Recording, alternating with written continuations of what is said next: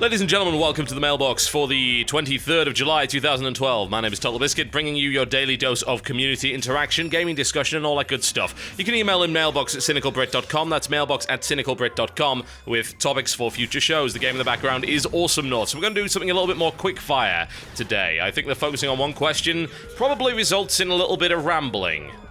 Maybe tangents. Possibly controversial opinions.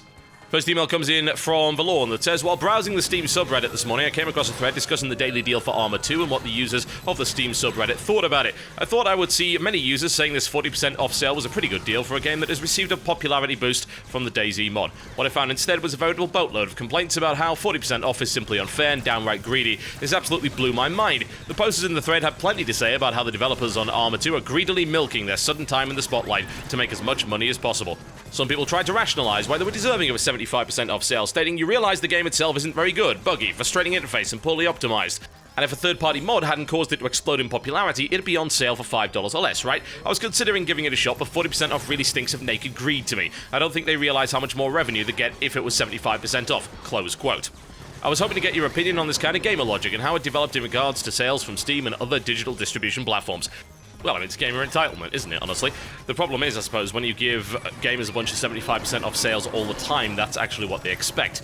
In reality, what Arma's doing is being sensible. It's being sensible for a number of different reasons. One, do you really think they actually want millions of players flooding their game? They really don't. I mean, DayZ is in a terrible state right now, and bear in mind that Rocket actually works for them. Rocket's probably turn around and say, oh god, please don't let more people in. It's already crazy enough as it is. And I wouldn't blame him for that. I totally understand not wanting to buy games when they're not discounted, because the discounts are so damn frequent on not just Steam, by the way. There are plenty of other platforms that do these pretty deep discounts. Even Origin does it. And this is after EA said at one point, well, we don't do deep discounts on Origin because it is damaging to our IP. Yeah, right. They actually did do it, as they know it makes a lot of money. But hell, whatever. EA, as always, fairly hypocritical. Regardless, it makes good business sense. If your game is in the top sellers when you're only 20% off, why cut it to 75%? It's called diminishing returns. It's still, I mean, for God's sake, it's top seller at 40% off. Top seller, that's above Just Cause 2, Batman, Witcher 2, Bioshock, Call of Duty, Dawn of War 2, Portal 2, Bastion. The list goes on and on. Arma 2 is the top of the list, and it's been there for the last month, at least. It's been selling without a discount. So why on earth would you slash the price more? It just causes them more and more problems. It fills their servers up quicker and quicker. They don't necessarily need to sell that many copies. This is doing well for them. But what really gets me is people that actually go after them, say, oh, it's just greed. It's like, for God's sake, Bohemia has been slaving away, making the games that you claim you want. There are so many complaints about the fact that there aren't any realistic shooters on the market. Bohemia makes them. They make very good, if a little bit clunky, military shooters. Hey, turns out milsims are a bit clunky. That's not really all that surprising. I don't expect amazingly smooth gameplay from a very realistic game. In fact, I think that would actually detract from it. They have been working really hard as a PC-only developer for a very long time, making some good stuff, continuing to push what is essentially a very niche genre. And you're right, they got lucky. DayZ has been a smash hit. I don't think anyone could have really seen that coming. That's good news. We should be celebrating that, because that means Bohemia get a hell of a lot more money to make Arma 3 much better, and then look into other titles as well. They're making Carrier Command, which from what I've played up to this point in the plays that I've done at trade shows has actually been really good as well. We should be happy that one of our own is actually getting this kind of success. We certainly shouldn't be tearing them to pieces because they're greedy. God, that's such a ridiculous thing to say. This one comes in from Liam J that says, it's come to my attention once again that the complaining, comment-dwelling minority of viewers from a variety of gaming channels are going all up in arms with people jumping on the bandwagon with games such as Slender, with Scarecam, DayZ, Happy Wheels, etc., and repeating, oh my god, X and Y did this first, it's so unoriginal and bad. My opinion on this is rather straight and simple. The reason channels make these videos is because it's in demand. Supply the needs of your viewers is what the media is about. Whether or not these needs are created by the Institute or not is beside the point. If these people really didn't want endless DayZ videos, why do they watch them? They're a goldmine for channels, what's so wrong with that? If the audience wants these videos, then that's how it should be. YouTube is very hit-based, meaning the power is to the people. I believe that it shouldn't be a game of who's first, but a game of who is best. Yeah, I would tend to agree. It should be a game of who is best. The thing is, like, none of these guys are best. What would you say is the best Happy Wheels video? How do you quantify that? I mean, it's all bad. It's sloshy entertainment. It's pulp. It's the gaming equivalent of reality TV. But at the end of the day, it's what people want. It's for mass consumption. Generally speaking, all you really need to do with a game like that is either be scared when doing Slender, or be funny when doing Happy Wheels. Usually involves screeching and making a lot of mistakes, which is deliberately funny, things like that. And I think that if you then decide to milk it, well, all I can say is you're doing the right thing from a business standpoint if you want to create a business that is built on shallow superficiality. If that's what you want your channel to be, then by all means go right ahead. If you're okay with your channel simply being a channel where stupid stuff happens and people go there for a quick laugh and generally attract quite a young audience, then okay. But don't get upset when you suddenly decide after maybe a year or so, you know what, I want to branch out into something a little bit smarter, and then your audience doesn't want you to do that. I'm always really scared about getting locked into one game, and I think that when you make a series about something like that, you attract the kind of people that just want that. There's been an explosion lately of what I like to call mono gamers. Gamers that for some reason are only interested in one thing. It's a very unusual phenomenon in my opinion, because ever since I started gaming from the age of 3, I was always about play as many different games as I can, because I love gaming in general. I didn't really care about getting good at one game, because I wanted to spend my time playing other games. I mean, what does it matter how good I am? I'm not a pro gamer. I'm not competitive. I couldn't give a damn. It's not a useful skill to have in my arsenal. I'd rather have a breadth of knowledge than a depth of knowledge on one subject. I think it's more useful when you do kind of variety gaming commentary stuff. And it's also one of the reasons why I wanted to move away from doing WoW and WoW-style coverage. I thought initially that I really wanted to do Cataclysm-style coverage for Guild Wars 2, but two things happened. One, they just did weekends, which made that impossible. And secondly, I realized, you know what, actually a lot of my Cataclysm coverage kind of sucked, and it was only popular because loads of people really wanted to hear about WoW. It's not because the videos were good. I mean, it was a bunch of crappy playthroughs and Let's Plays and little videos showing off various little features. Yeah, sure, it made a lot of money, but it didn't have a lot of integrity in my opinion. As you pointed out, it is pretty damn comical that people complain about this. I mean, for God's sake, if all you're going to do is continually watch bad, sloshy videos, then expect more people to make that stuff. If you want people to make good videos, then show your patronage to people that do. I think a lot of people view YouTube as a transition. They view it as a stepping stone. A lot of the guys that I've talked to have said, oh, well, you know, I want to get into television, or I want to get into radio, or I want to get into Hollywood. You'd actually be surprised as to how many people want to do that. And they treat YouTube as a way to make some money over maybe a year or so. They don't think it's going to last. I mean, for me, my ambition doesn't actually go any further than just broadcasting things about games, and I don't really care where it is. I think YouTube's a good medium, honestly, because I don't think television really suits it. Television doesn't care about video games, so why should we care about television?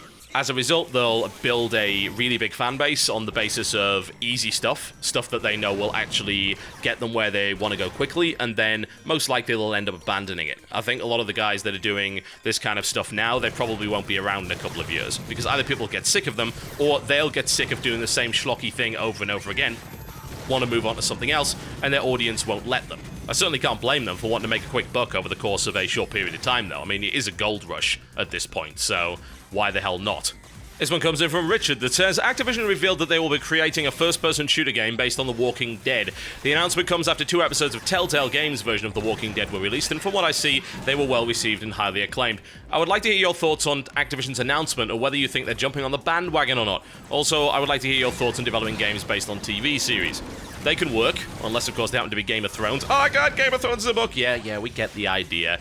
But let's be honest, the slew of Game of Thrones games that are currently coming out, all of which happen to be terrible, by the way, are as a direct result of the popularity of the television show. Now, the game itself, we don't know a lot about it, other than the fact that it's made by Terminal Reality. Oh, these guys, they actually made some pretty good games back in the day, like Monster Truck Madness. You remember that? That was awesome. That was a great game. They made Fury 3, which I love, Terminal Velocity. But then they also made the new version of Spy Hunter, Aeon Flux, Blair Witch Project, but they made Ghostbusters, which was actually good. I don't know, I mean, there's a little bit in there that might give me cause for hope, because actually the Ghostbusters game, I enjoyed that very much. That was great fun. I think it captured the characters quite well, aside from the fact that at least one of the voice actors was just phoning it in, quite obviously. The game might turn out to be fairly good. I don't see it as jumping on a bandwagon, though. I mean, for God's sake, this has been happening since the dawn of time. Are you kidding me? Franchising games off? Of course there's going to be a licensed video game of some description, and honestly, it makes sense to try a different genre with it. First-person shooter is a weird one. I think that when people think of first-person shooter, they think, oh, you're killing thousands upon thousands of zombies. If they do the whole ammo and item conservation thing well, and they focus on the idea that the most hostile thing in this world are potentially the other humans that you meet, then the game should work out okay. And there's nothing necessarily wrong with that. FPS has been incorporating some minor RPG elements for quite some time. Make a few choices here and there, do some optional side missions, maybe have a little bit of freeform in it. Yeah, the game could end up being pretty good. Bandwagon, though? This is a really silly word to use, in my opinion. At the end of the day, they bought the license, they want to create a game based on the license, and since it's currently popular, why not? You know, we talked about bandwagoning already. Most of the time, I would say a company's remiss if they don't make a game that is in demand, which obviously this one kind of is. My only concern when you create licensed games is which development house you actually farm it out to. Terminal Reality is an okay pick on the basis of what I just mentioned. They've made some shovelware before, but their latest licensed stuff has been pretty good. Now, I know what you're thinking. A lot of you are about to screech at me, well, Star Wars Kinect was terrible. Yeah, but it's a Kinect game. Making a good Kinect game is nigh on impossible. The only good Kinect games there seem to be are dancing games. That's what the Kinect is good at. You dance back and forth, you make big sweeping movements with your body. That's what the Kinect can track. What it can't do is properly track small movements of the hands. As a result, anything that tries to do that generally does it wrong. There are only a couple of Kinect games aside from dancing ones that I would even try to identify as reasonably good. One is Child of Eden, and the other is Gunstringer. The rest of them just flat out suck, so I don't really know what people were actually expecting with Star Wars Kinect. Don't even get me started on the dance-off bit, but when that's the only thing the Kinect does right, are you really surprised that that's what they shoved in there? Tell you what I'd like to see from this Walking Dead game. What I'd like to see is something a little bit like Dead Island, but not as ridiculous and crazy. I'd like to see some improvisation involved. I'd like to see trying to escape. I'd like sections whereby there are different ways of approaching it. Stealth, maybe engaging directly, maybe just trying to escape. If you attract the Horde, I don't want that to be an immediate failure state. I want for there to be a way to actually get away from those creatures by using the environment and your ingenuity. I'd like to, of course, see it be a co-op game. It makes sense. I mean, it's the two brothers from the series, so if this isn't two-player co-op, then that would just be absolutely ridiculous. I would like to see an FPS that isn't Amnesia. Focus on running away. Focus on trying to escape. Because I think that that's actually a fairly powerful motivator. If you've ever played the effing run section of Fear 3, which is one of their multiplayer modes, I think you'll understand why that can actually be pretty tense and enjoyable. We'll see if they can pull it off, but I'm gonna go with probably not, honestly. I'm gonna err on my cynical side and say this is probably gonna suck. Okay, folks, that's me done for the day. Thank you very much for watching the Mailbox. I've gone back to a more quick-fire format because it seems like that was what you guys were after. Let me know if that's the case and whether or not you like it in the comment section below. I'll see you next time.